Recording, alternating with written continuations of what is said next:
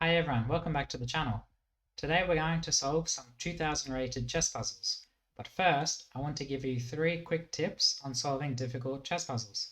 Difficult being relative, but I'm assuming if you're watching this video, 2000 will be reasonably difficult. So the first tip is to set up the position on a real board. This has a number of benefits, one being for the eyesight, but chess-wise, it helps us prepare for a tournament if we're playing a real tournament to see the board in 3D. But even more importantly, this is something I've found personally, it requires time to set up. And that means that we're more likely to invest our time in solving it and not rush. Because on a chess website, you get the new position instantly. Whereas once you've spent your time setting up a position on a board, you don't want to have wasted that time, so you're more likely to spend your time trying to get the most out of the position. And that's really helped me a lot. Number 2 is related, and that's to take your time.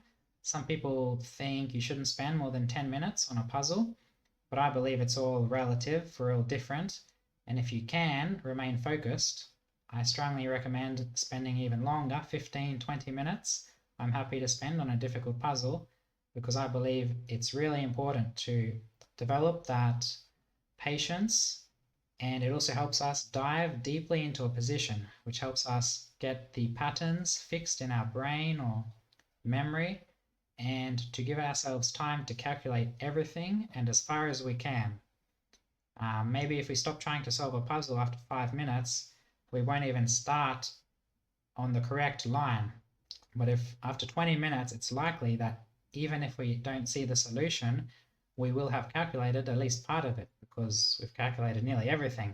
And that then helps us familiarize ourselves with what is likely to be the correct solution in similar positions. We may then be drawn to potential solutions in different positions because we realize, in that other position, even though I didn't see it, this was the correct idea.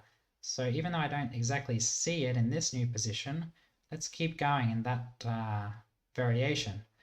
And so I believe it's very helpful to spend longer on puzzles. The third tip is the forcing moves, which I mention all the time. I'm sure you've probably heard of them. The forcing moves being checks, captures, and threats. Nearly all puzzles are related to tactics, and all tactics stem from those forcing moves. So hopefully I can show you with these 5 examples that we're successful in solving them thanks to the forcing moves checklist. Don't forget to pause the video if you'd like to try and solve them yourself. First position, white to move. Okay, so I orientate myself, see that we're going this way, count the material quickly. We're down in exchange. Okay, but active king, and this king seems to be in problems. Seems to have problems. It's only got 1 legal move in this position. That is sort of a hint that if we can check it and take away this square, it would be checkmate. Okay, and this is very easy to start with. The first check in the position that I see, there are a couple of checks, 3 in total, but this is checkmate. Bishop e5 takes away c7. So, okay, that was a bit strange that it's rated 2000. But what can you do? Second one. Okay, material, queen, rook, knight for each side. Checks, captures, threats. No checks in the position. There is a capture, which seems to be the solution. It's a very common pattern, removing the defender, because we're now threatening the queen with our queen, so they don't have time to recapture the rook, right? The only option to not lose material, it seems, is to take our queen. After rook takes f3, queen takes d8. And if we recapture, we're down material because we've taken a knight for a rook. But we don't recapture, we have an intermediate move, which is a move that doesn't follow the natural sequence of things. Doesn't seem to follow. Which is rook takes f1, check. Again, forcing moves, the only check in that position is the solution. So that's a big help. So in this position, there's no checks, but the only capture, apart from knight takes here, is the solution. As long as we see that after queen takes d8, we look for checks. Rook takes f1, knight takes queen, we're up a knight. Okay, very nice. So we can see some tactical motifs which were removing the defender and intermediate move and discovered attack. I guess we're discovering the attack on the queen through our rook. Okay, number 3. Just have to check something. Okay, white to move. Queen and rook against queen rook, 2 pieces. So a down material. That is a big hint that we need to probably find checkmate or win the queen. But I think it's more to do with checkmate. The king's a bit suspicious on h6. So checks in the position. I only see 2. Pawn here is check, and rook takes bishop is check. I think pawn g5 is the way to the most forcing check, right? In the sense that it gives black one option. Okay, rook takes also gives one option. Technically 2. They can take with the knight or the pawn. But g5 check, king g7 forced. And now checks again. I see, okay, any rook move is a check, right?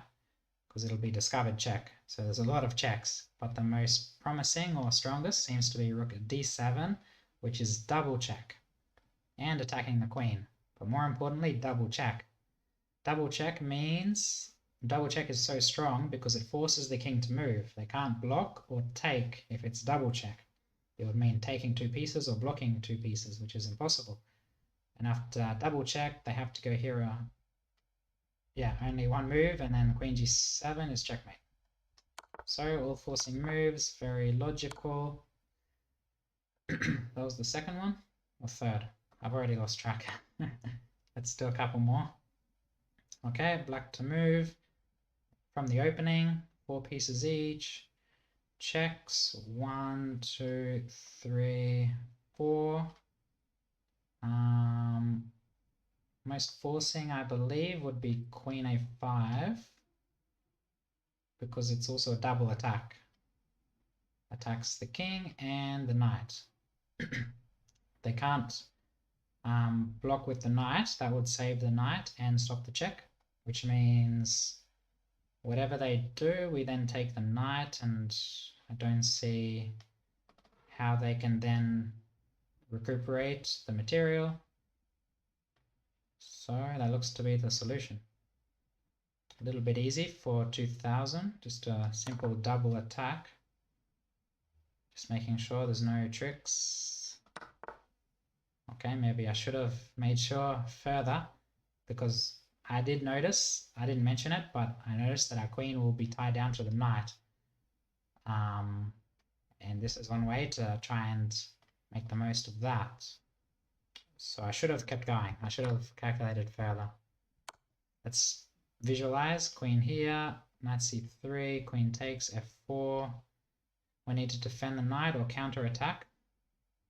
We can't take the pawn, it's defended by the knight. We need to move the queen and defend the knight.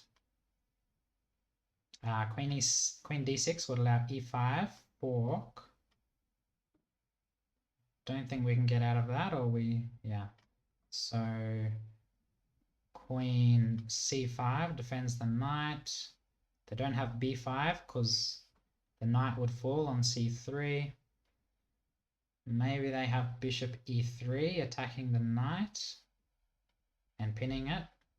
And in that position, we have knight c2, check. So apart from bishop e3, I don't see how else they can take advantage of this knight or kick our queen again. Because even if knight a5, we have, okay, another check on a5 or the fork on c2. Okay. Whoa, that was a funny glitch thing. Doesn't let us go through the moves again. So here, queen c5, bishop e3, and fork. Not really a fork, sort of a discovered attack, I guess. I mean, it is a fork, but we're attacking the bishop. The point being, if the king moves so that our queen is maintained under attack by the bishop, then we take the bishop, which is now attacked twice. And grab a piece. Okay, that was a bit more tricky, a bit trickier. We'll do two more. Black to move, queen, knight, rook, queen, bishop, rook. Checks, captures, threats. Checks, 1, 2. Both lose the queen. So captures, no other good captures, I think. Threats. I'm noticing queen here would be checkmate. So can we threaten checkmate? Queen g5, for example. So threat, the main threat to consider first is checkmate. Can you threaten checkmate? Queen g5 threatens checkmate. How do they defend? g2. Rook g1, I guess, is the main. There's also queen g3. Okay, so maybe it's not queen g5, because after queen g3, how do we maintain the pressure without trading queens? Interesting. Queen g5, queen g3. Don't see anything there. I guess the capture, we should also consider queen takes queen. Checks, captures, threats. Yeah, did I miss the captures? I can't remember. Queen takes queen, pawn takes. Do we have anything in this position? Don't think so. Okay. Wow, very nice. Very nice. This is a good example of a lacking in my tactical. Something that I've noted recently that is lacking in my ability is not always calculating another move. You should always calculate another move, as in further in the line. And I didn't follow my own advice, checks, captures, threats, right?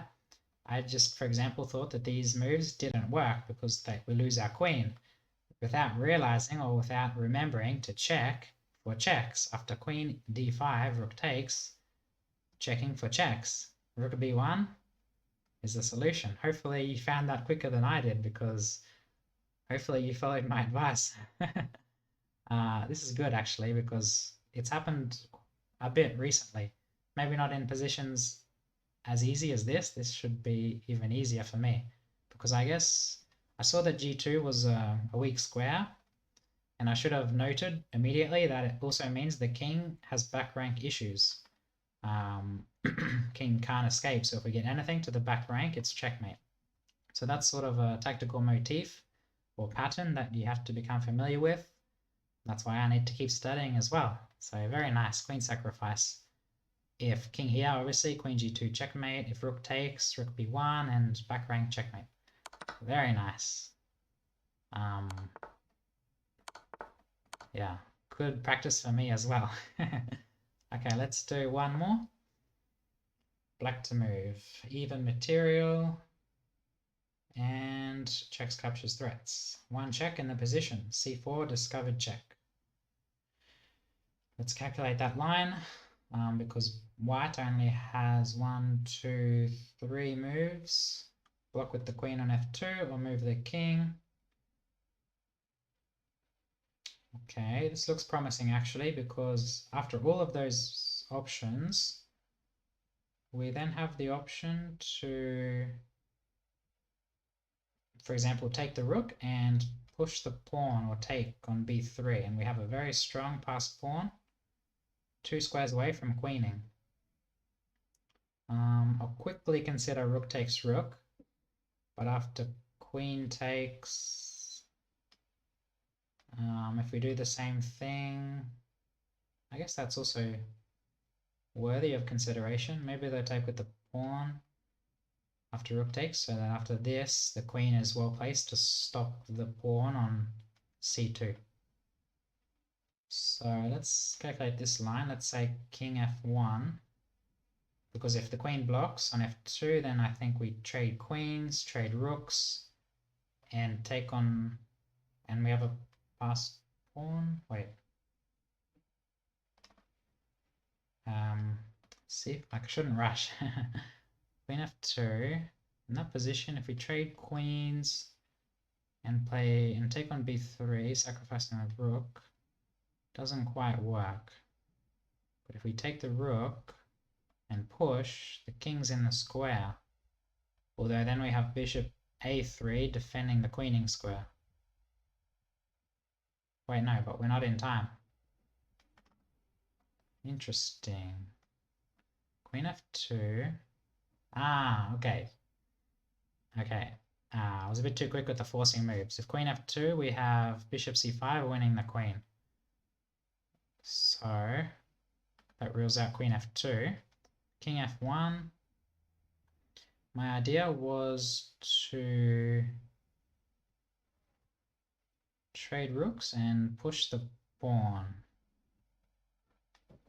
For example, rook takes rook. If they take with the queen, we take on b3 with the pawn, and seems to be very strong past pawn. And if they take with the queen, same thing. Wait. If they take with the pawn, sorry.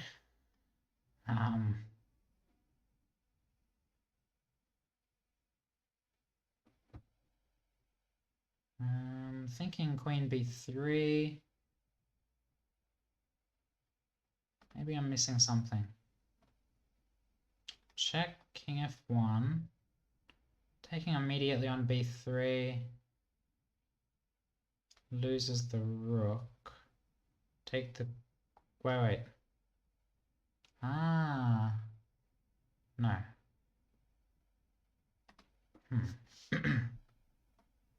Okay, check king f1. I'm trying to make it work, the passed pawn option. Rook takes, pawn takes. Queen b3 takes, knight d2, push.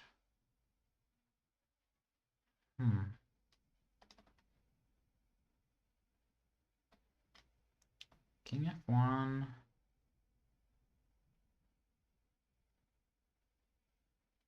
Let's calculate this quickly, but I don't think it works. They take the rook. And if we take the queen... yeah. No. Yeah, for some reason I miscalculated when I was first looking at this line. Okay, that's very nice. I must be a bit tired because I saw this very quickly, but I didn't calculate it correctly. The idea being that we take on b3, which attacks the queen. We sacrifice the rook, because afterwards we take on a2, and they don't have time to take our queen because we queen. Yeah, wow, that's a bit strange. King f1, take on b3. Quite difficult, actually. This has probably been the most difficult one. For some reason, in this position at the start, I miscalculated, thinking that the rook had time to return and stop the pawn, but obviously it needs time to take our queen, which means it can't stop the pawn. Very nice, that last one. Okay, I definitely need to study a bit more because I struggled with a few of these. Hopefully you found this video useful.